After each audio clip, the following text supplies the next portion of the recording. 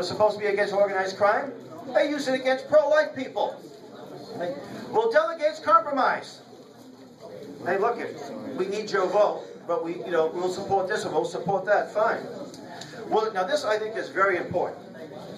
Will delegates ignore their state's instructions? They have no legal obligation to do so. Will it be one state, one vote, or by the electoral college votes? And there are those that say, it will definitely be one state, one vote. Absolutely. Well, show me the documentation where that's, show me the law. The reason why the original convention was one state is because back then that's voted.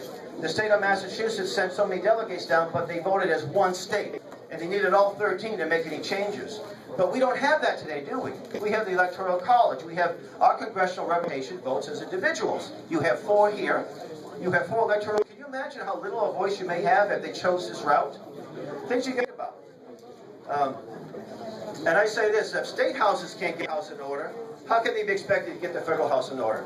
One of the sponsors of the Article 5 resolution in Massachusetts, a Republican, we have to rein in the federal government. He turned around and he's bragging about getting taxpayers' money for fireworks displays in his town, I think it was Webster, Massachusetts. Wait a minute now.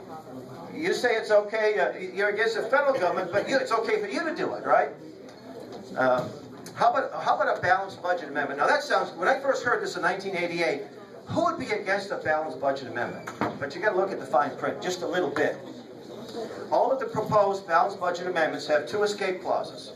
One of them is a declaration of war. The other one is if we're in a state of national emergency.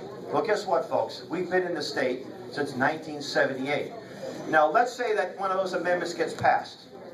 What we've just done, we've just legitimized something unconstitutional called a national emergency. It's not in the Constitution. I looked, I couldn't find it. Okay? Balanced budget will not guarantee that you lower the taxes. They can just monetize the debt. They just print money up. They just give a call to the head of the Fed and say, hey, they figured this out, we need to raise it. Or they'll tell the states, sorry, we can't give you that money that we promised you because we have this balanced budget. We're cutting your budget 30%. So the legislators back in the districts, oh my goodness, we're either going to cut this road project, close the school, or what do? We raise the taxes back home. Not a very good idea. Then how about term limits? We have term limits every 2 years or every 4 years, every 6 years at the ballot box. Term limits will give us a permanent lame duck. But let's just say term limits will be the solution. Well, all the proposed amendments I've seen, 2 6-year terms for the Senate, U.S. Senate, and 6 2-year terms. So great. So we have our convention, and all we're going to do is just want this one issue, and it takes about 2 years, maybe a year and a half at the latest, and then it's going to take another 12 years to kick into effect. Is that really a good solution? I don't think so. So, So just where we are right now. I think there are about 28 states that have live applications. Some of these applications are very old and not worded the same way. Some of them contain the term Constitutional Convention, which we're not supposed to say, I guess, because so if it isn't a Constitutional Convention, then I guess that thing has no standing.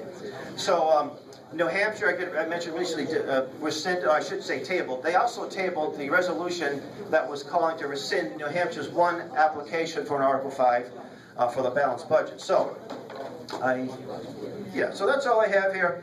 And what we do encourage you to do is get a hold of us if you're interested in hosting a presentation on the subject. And if you're against this, we need help by getting a resolution introduced at the next cycle to rescind the Article 5. And okay, I guess that's it. Well, thank you so much for having me. God bless you.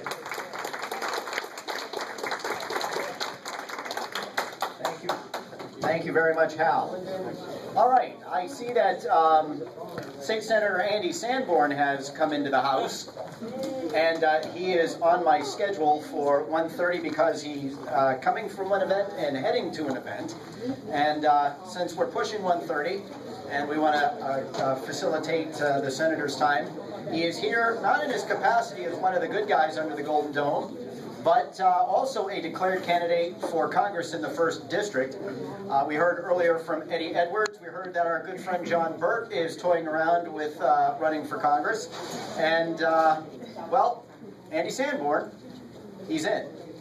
With that, Senator, the mic is yours.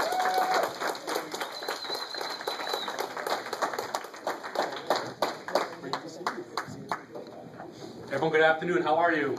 Good. Awesome. So I know there's a lot of people that want to talk, and I know you'd much rather talk to people who are strong activists with things to talk about and don't want to talk to as many candidates today. So I'll keep it very short and very sweet. First and foremost, I have to thank you. I have to thank virtually every single person in this room, because you were the people that encouraged me to run for office 10 years ago. In every election, you've been the people that have continued to encourage me to run again, to come out and hold signs for me, to knock doors for me, to give me that strength and that energy to continue to spend this time fighting for all the things that are so important to us. So again, for that, I thank you for all of your support. Even Eric Eastman in his wonderful American flag jersey that he's wearing down there. Go Eric. So as Rich had said, and Rich, thank you so much for the introduction, I have made the decision. I'm running to send Carol Shea Porter home. I'm running to recognize the fact that after 12 years of Carol Shea Porter, it is truly time for something new and something fresh. And the other thing I've learned in the time I've spent being politically active is I think you all are looking for three things. You're looking for a proven conservative. And ladies and gentlemen, you know that I have the voting record to back that up. I am an unabashed and proud Republican who is also known as the conservative conscience for the New Hampshire Senate.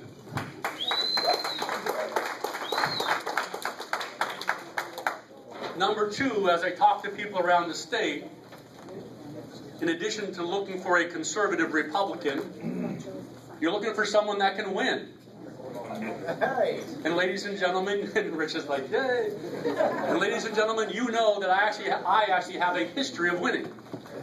You know, I've been on the ballot for 5 contested races, 2 primaries, general elections. I'm a guy who's proven their ability to win. And it's not just the ability to win. We have to remember, for those of you who are data geeks, and I know some people out there are data geeks, the districts I've represented as a state senator have actually always been won by a Democrat presidential candidate. Barack Obama won, I won in that district. Barack Obama won again, I won in that district again. And in fact, even in this past election, when Hillary Clinton, waiting for the booze, when Hillary Clinton actually won the district I represent, I beat my opponent by 7 points. So I have a proven ability to win even in moderate districts. Now this district, in the 1st congressional district, we have to remember that President Trump actually won. This is a Republican district. This is a district that we can win, and this brings up the 3rd point. It's not just important for us to win, it's equally important for us to have someone in the seat that can win the 2nd time and hold the seat. And ladies and gentlemen, again, I would submit to you that I am the conservative Republican that knows how to win and then knows how to hold the seat. So with that, I would truly appreciate your consideration, and yes, I truly appreciate your vote. With that, it's simple. AndySanborn.com. Come over to our splash page, sign up, come join and be part of our team, and we'd love to have you. And we'll go all the way to the end and make this seat a Republican seat again. Thank you very much.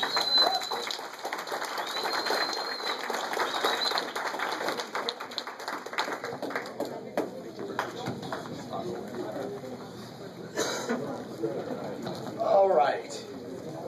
A lot of tough acts to follow here today.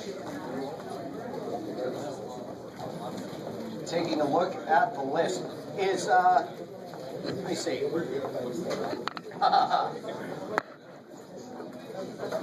Next up is our good friend Kimberly Morin. You can hear her every Monday morning on the Gerard at Large radio show, which you can find, by the way, and listen to at gerardatlarge.com. I know several people have asked. Oh, there's Papa. You know what, Kim, before I bring you up, we're going to let the chairman of the Coalition of New Hampshire Taxpayers, I thought you were outside. We're going to let Chairman Nail come up for a few words. Normally we get him at the beginning.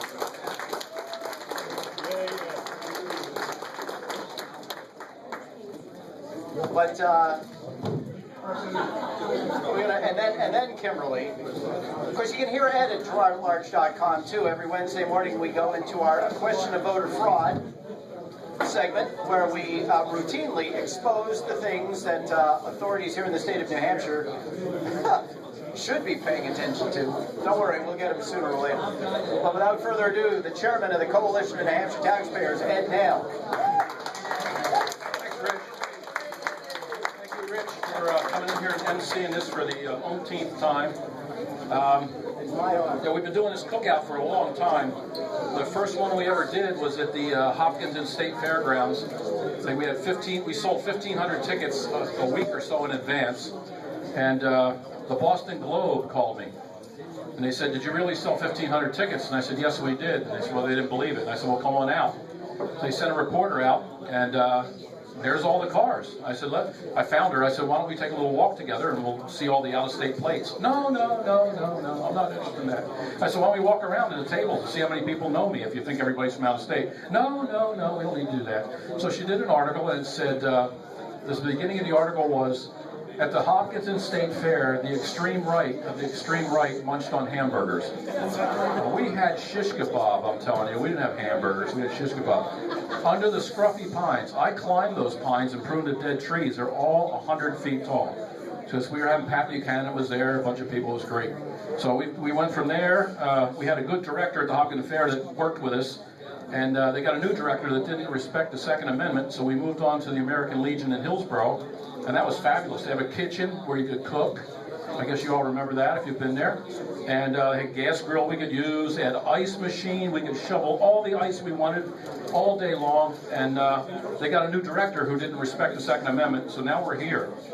So gradually we're moving around as we get asked to leave or forced to leave places. So we're still at it. We're going to stay at it as long as we can.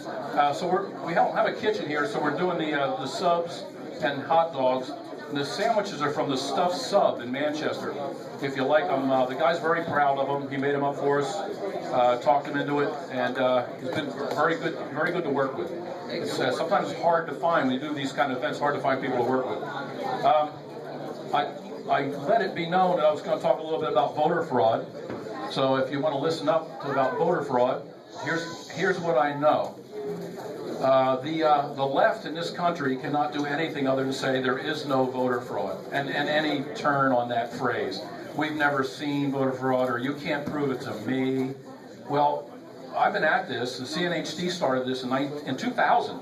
We started documenting voter fraud, and as you all know, the first thing we caught was a busload of people from out of state voting in Bear Brook Park. And thank you to Harriet Cady